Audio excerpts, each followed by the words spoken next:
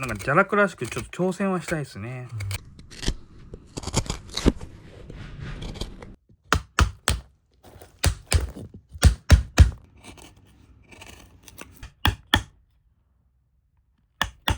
これ多分見やすいと思いますよ。ほら。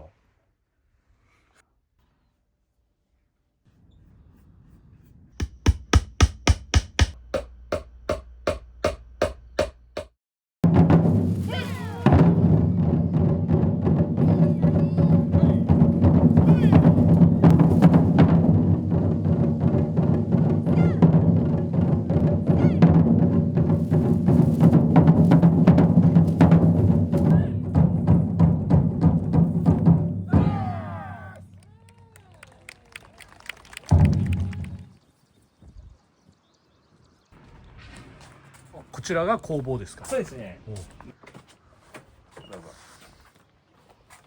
うわあ、早速これは。いや、これは自分が所属してる豊前神楽の中の一つの三毛門神楽講という、ところの使ってる衣装とかですね、自分たちのシャグマって言ったり手頭って言ったりするんですけど、これも自分が作ったんですよ。あ、本当ですか。こちらこちらですね。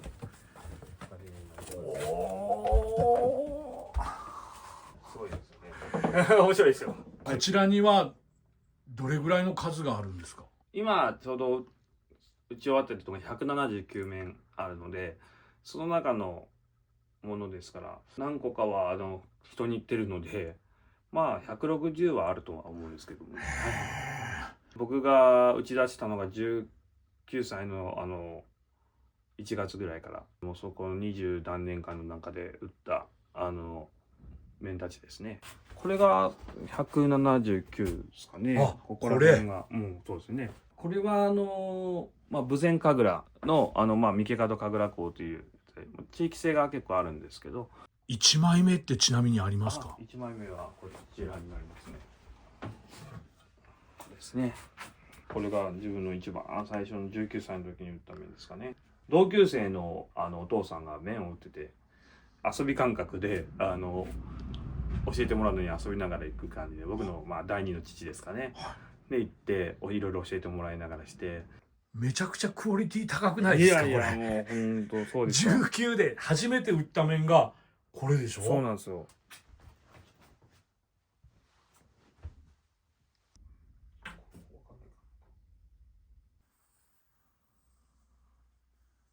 デザインをちゃんとしとけばそのままいくっていうのはあるんですよ。やっぱり写しとかは絶対そういうのが大事なので、打っててこうした方が面白いっていうのが絶対出てくるんですよ。でそこはその時の直感にこう任せてやってますね。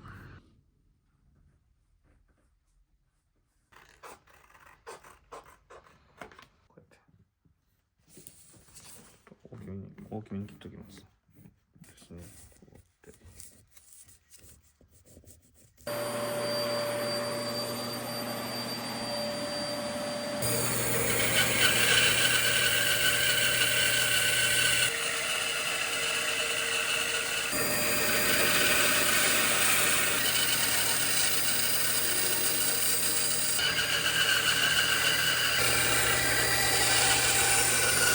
面も大体こういうのって豊前の方では岬面っていうんですよね。師匠が打ってるっていうかとこ見た時に、神様は僕たち神楽してる時かぶるじゃないですか。だから神様なんですね。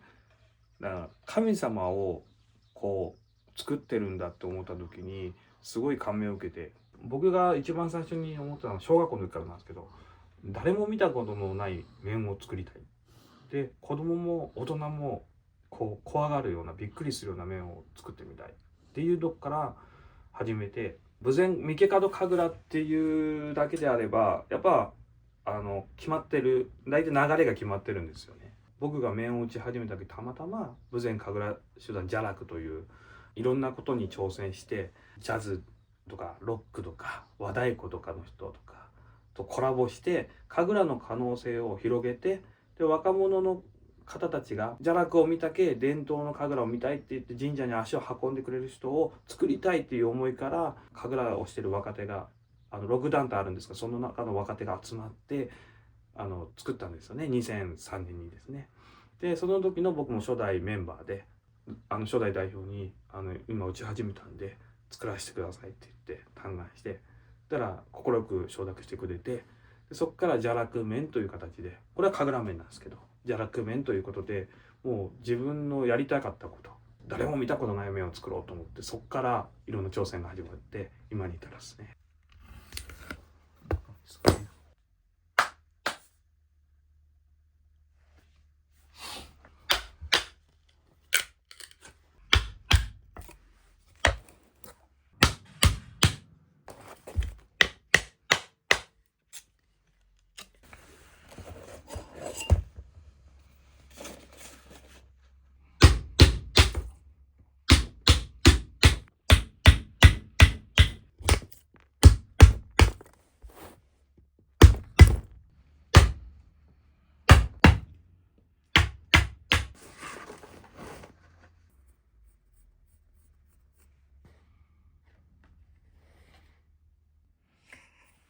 じゃらくの麺は一番最初に自分が作ってかぶったのがじゃらくでかぶったのはこの麺になりますね。僕の第4作目になるんですけど、5団体、参加したんですよ、結成当時は。その時の一番最初の初舞台で使った麺ですね。でもやっぱり5団体出て自分とこのやっぱ昔から使ってる麺がやっぱみんなプライドがあって、その麺がいいっていうのですごい試行錯誤して作ったんですけど、この麺はまだ地域性が残ってます。豊前市という地域性が残ってます。ずーっと試行錯誤しながら初代代表の家にも呼ばれて、どうしようかどうしようかって言ってやってたんですよ。その中で誰も見たことの麺を作ってみたいなと思って、怒られるだろうなと思いながらドキドキしながら打った麺が1個あるんですよ。全く顔が違うんですよ。今までの豊前市にある地域性の麺と全く違うんですよ。僕は夢見た、昔から誰も見たことのない麺を打ちたいという夢見たことを実現させれたな。でも本当に怒られるかなと思って作ってみた麺がですね、こちらの麺になりますね。実際作ってみてどなたに見せられたんですか、それ。実は初代代表、じゃらくの初代代表が40前半で病気で亡くなられたんですね。でその方は本当に豊前神楽をやっぱり大事にされてて、地域の神楽校としては別の団体の先輩だったんですけど、練習の時に僕が怒られるのを覚悟でちょっと代表いいですかと言って僕のリュックからこそっとこれ出したんですよ。やった時にもう今でも覚えてるんですけど、代表「本命は面白い、本命はすごい」じゃらくでみんなメンバーは自分のとこ自分のとこって言ってたけど、もう今後のじゃらくはこんな面で行こうっつって。でもやっぱり練習の時に使ってなくて、やっぱ練習の時に使ってない面を僕が見せたのが本番前日だったんですね。だけど使うわけにはいかないからっていうことで次の公演で見せようと。その公演が最後だったんですね。初代代表がその後に亡くなられて、自分たちメンバーが集まって追悼公演をしようということになって追悼公演をさせてもらったんですよね。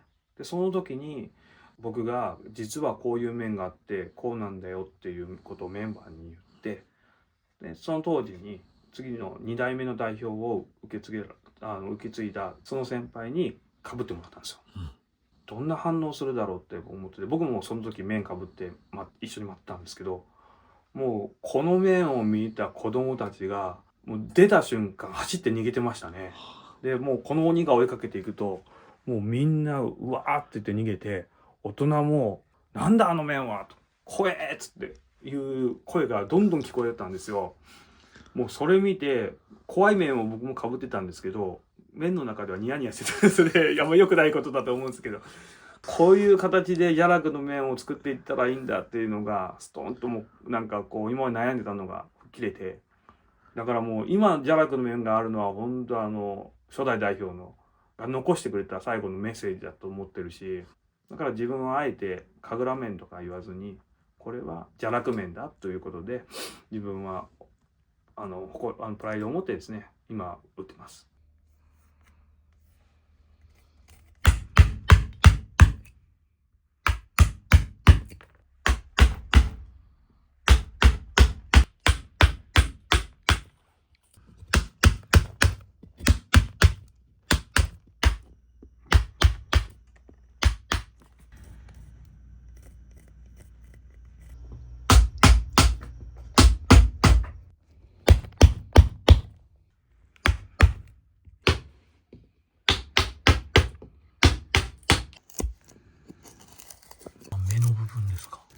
そうですね、目の部分で。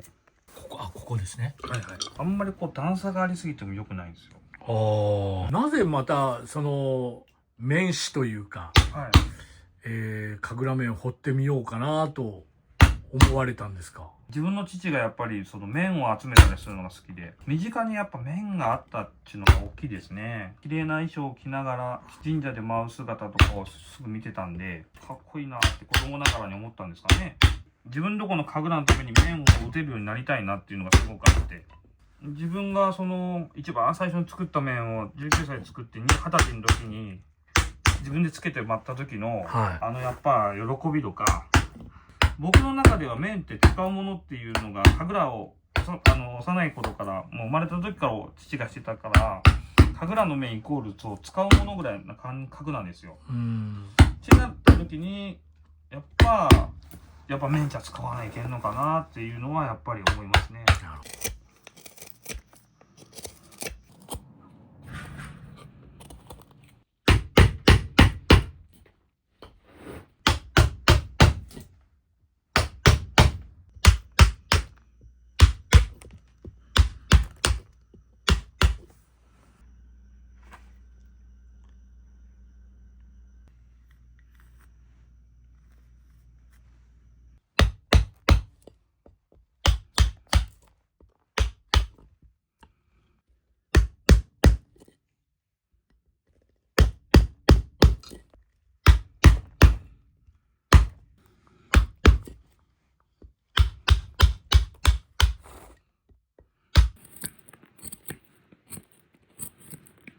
この木、材料は何になりますか？これはクスですね。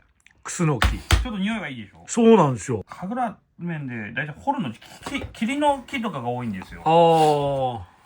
でも豊前地方の面っていうのは大体こうクスの木が多いんですよね。クスの木ってこう造形もしやすいんですけど、面の耐久を上げるためですね。クスの木を掘ると消耗効果もあって虫が来にくい。だからこう耐久年度が長いんだとか、その代わり裏をきれいに掘らないと桐の木より全然重たいんで、桐の木とかすごい軽いんですけど、みんなこう結構遊びに来たりとかしたら、友達が今はもうみんな結婚してるんですけど、友達遊び来るじゃないですか。ここでゲームしてて、僕はこう横でずっとお面掘ってたりとかしちゃって、ちょっと変わった人間やなっていう感じなんですけどでも友達もそれ分かっちゃうけん、ちょっとお前遊ぼうやって言われるけど、俺ちょっと面打つぞっつったら、面打ちよっていいけどお前ちっていいからいいぞっつって、でここでみんな夜中中なんかゲームしながら10人ぐらい来てワキあやるしって僕は面を打つとか、そんなんしょっちゅうですよ。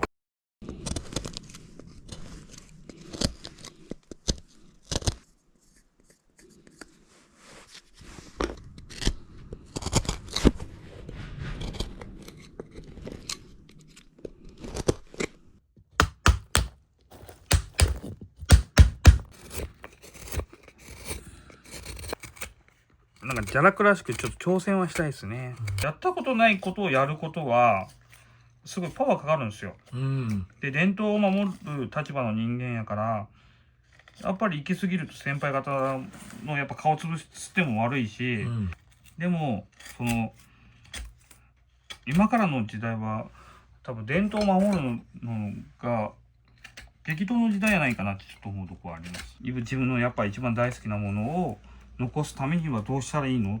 自分が面の騎士なんで、それやったら面でも挑戦してるよって姿を見せないとなんか良くないかなって思うし、面を打ったらはい完成値を持ってないんですよ。巻い手が魂を入れてくるけん、それで完成値を持っちゃうんですよ。そういった意味でもですね、やっぱり第一段階の面を打つっていう作業の時は挑戦し続けていきたいなと思うんです。それがね、やっぱり行き過ぎやろうがとか神楽面じゃねえとかよく言われる時あるんですけど、でも伝統の面もしっかり打てば打つことができてれば、やっぱ言われても言い返せるじゃないですか。だけど伝統の面もきちんと打つし、邪楽が好きやけど一番はやっぱ豊前神楽が好きですからね。それを守るためにしてる一つの手段なんで、邪楽というのが、なんかそういう面白いことをやってますね。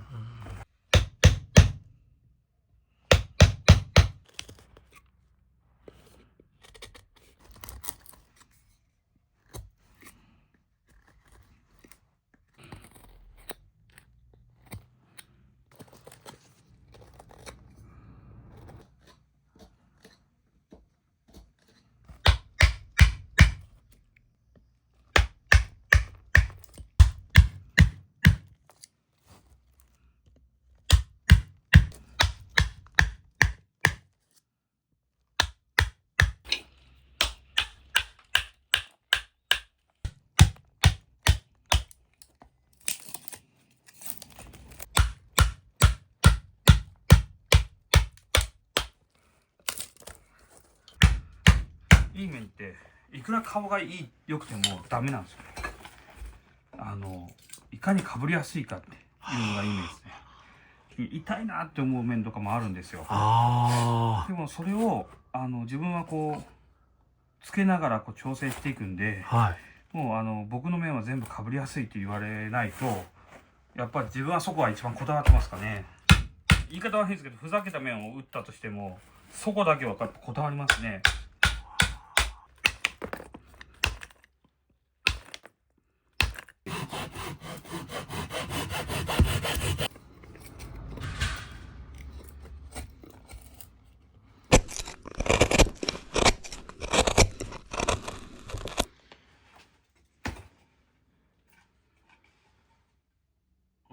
かぶりやすいでくなるでしょうね。でここまで掘ったら仕上げていくんですね。少しずつもう顔を整えていきます。ある程度形になるんで。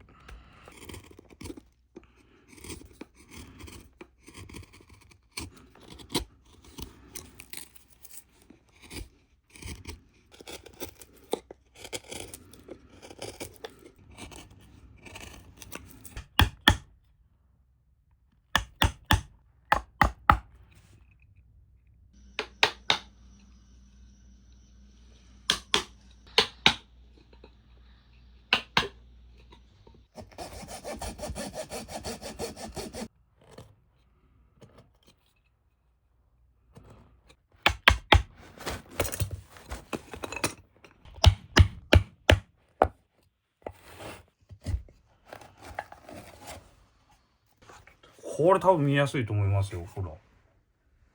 すごい見やすいですもん。まっすぐこう下駄みたいな顔してるでしょ。はい。だけど多分これかぶったら相当気持ち悪いと思いますよ。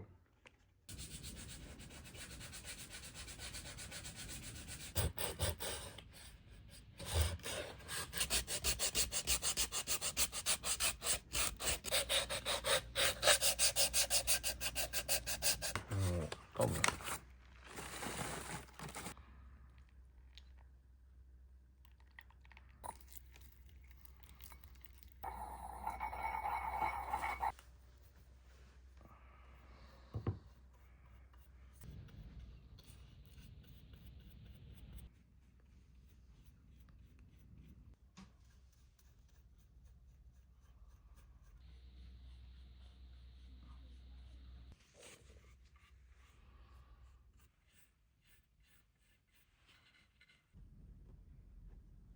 絵の具でねあんま塗ったりとかしないんですけど、ジャラクの麺って結構いろんなこう鬼のピンクとか黄色とか神楽ではないような鬼の色を作ったりするのが結構人気なんで、アクリル絵の具っていうのが結構使いやすいんですよね。はい。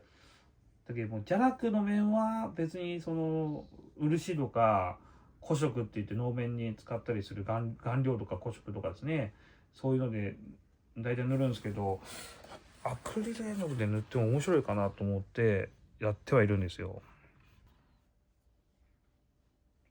面白くなってき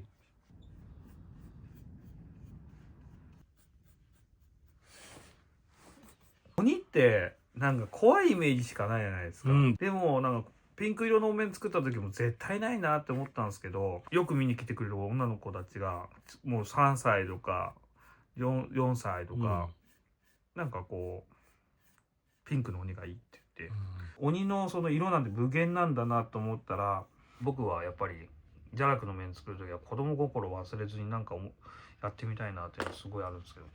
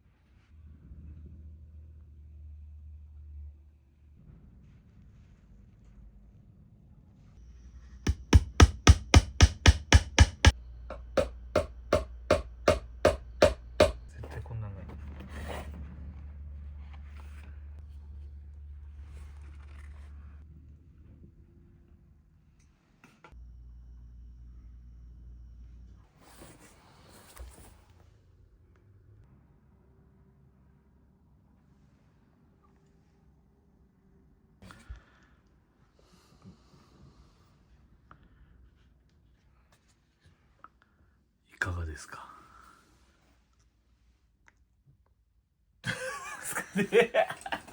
これがどうなるかっていうのがだけでもいいでしょ。ここら辺がこう濃くなってここら辺がこう薄いっていう意味が、こういうふうに立ってるけど、はいはいはい。これをこうした時にこんな感じなの。ああ、全然雰囲気変わりますね。そうでしょ。この時にどうなのかって。こんにちは。こんにちは。ちょっと待ってよ。あ、わかるわかる。包帯巻いたんやろ。うわでしちゃう。どう怖い。どうなんか強そうな感じだ。口の部分がなんかここら辺がいい感じになっとる。衣装とかでね、これなんかフードみたいな感じで黒いフードみたいなの被ってたら意外になんか強そうな感じがある。面白いかもしれんね。色がなんかちょうどよくなんか目立たなくなるけん、フードパサって上げた時に怖い顔が出たらいい感じだと思うけん。おお、ありがとう。参考になりました。お父さんが邪楽で面を打ったり、あと実際にね自分で舞を舞ったりしてるけど、普通の親とかよりもなんかいろんなことをしてるって考えるとなんか友達にも自慢できるし、なんか自慢のお父さんやなと思ってます。一番好きな面ってどれ？うん、かっこいいなと思うの。やっぱり神楽になるんですけど、自分が最初に作ってもらった鬼の面がなんか一番思い出があって好きですね。2018年にの4月21日に今後は神楽デビューしたんですよ。保育園ぐらいの時かな。その時の記念して面打って。これが一番好き。はい、色が派手すぎるじゃなくてちょっと控えてるからちょっとかっこよさもかっこよさもちょっとなんか際立ちやすそうでいいなと思ったからこれが一番いいと思いました。これお父さん作ってもらった。どういうとこが気に入ってますか？見せて。ひげとか、おこの眉毛がちょっと金っぽくて好き。ほんとね。もうちっちゃくなったね。おー、いい感じ。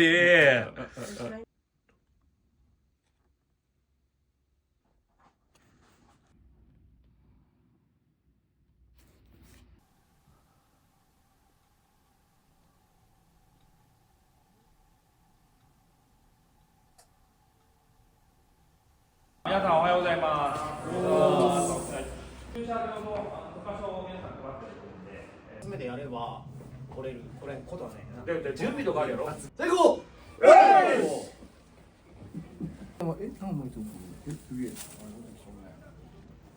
ゾンビですか。怪我しつけないけど俺はなかったかっこいい。っていう。いやバッチリです。最高です。あ、でもどっちもつけたらあいつ。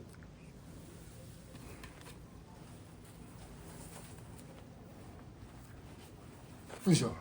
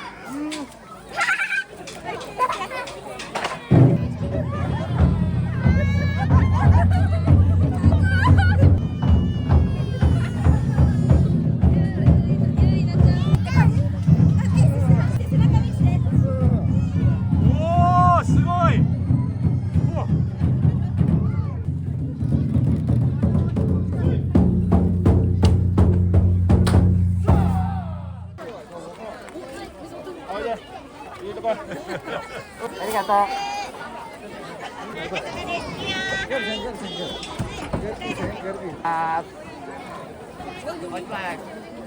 大好きで追っかけしてます。大学の追っかけしてますよ。楽しいです。追っかけされてるんですか。楽しかった怖くないですか。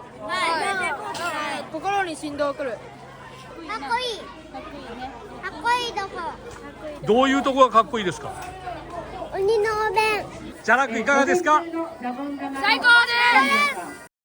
すやはり初代から受け継いだ思いっていうのはやっぱり後継者不足、やっぱり神社に足を運んでもらいたいっていうところからできたので、邪楽を見て豊前市の神楽に入りたいという子もやっぱり増えてるので、そこはやっぱりすごく大事にしていきたいなと思うんですよ。